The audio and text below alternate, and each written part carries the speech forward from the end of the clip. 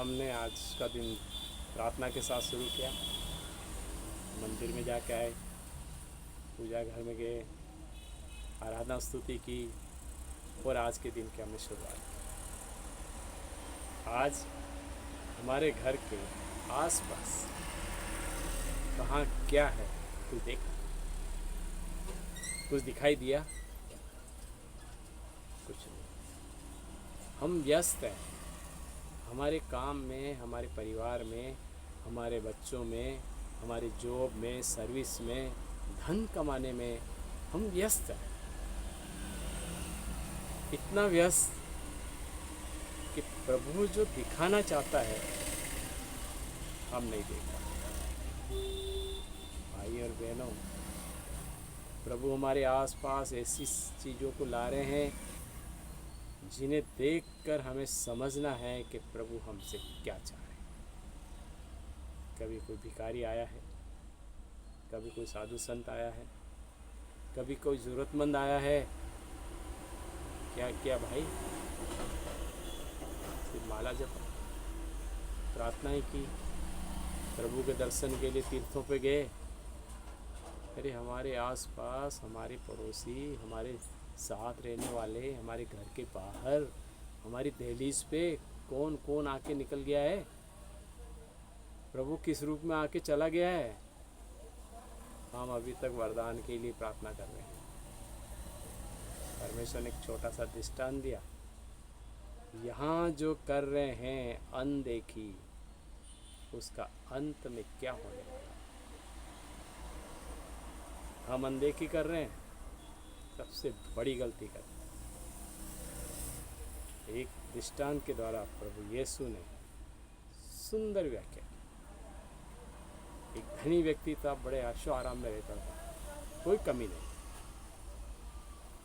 उसके आसपास क्या हो रहा है उसे पता नहीं। घर के बाहर ये कंगाल पड़ा रहता था, रोगी, बीमार, चलने फिरने लायक नहीं।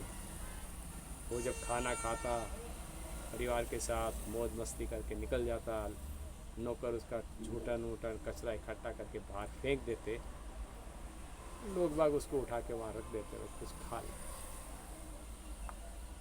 परमेश्वर कहता है, न तो उस अमीर ने कुछ देखा है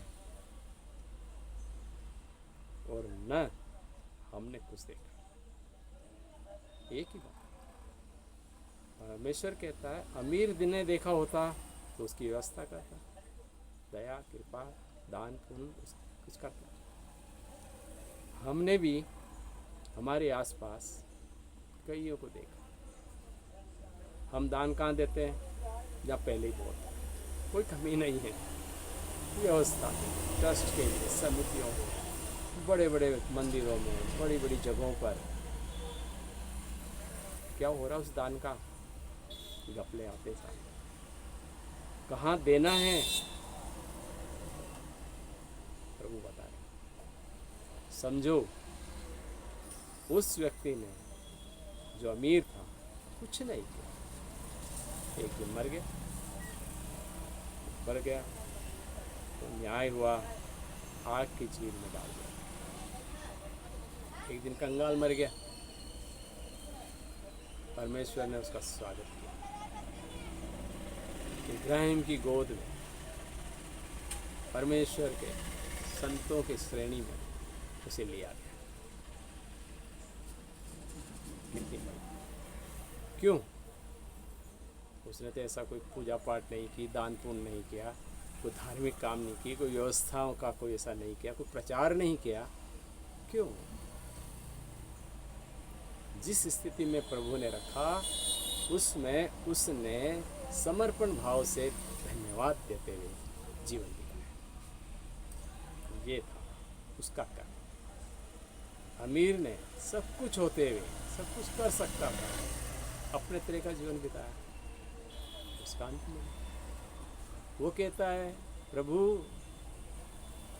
इस व्यक्ति को तो मैं अपने घर की डोरी पे देखता था, बाहर पड़ा रहता था, ऐसा क्या कर्म किया है कि आपकी गोद में है?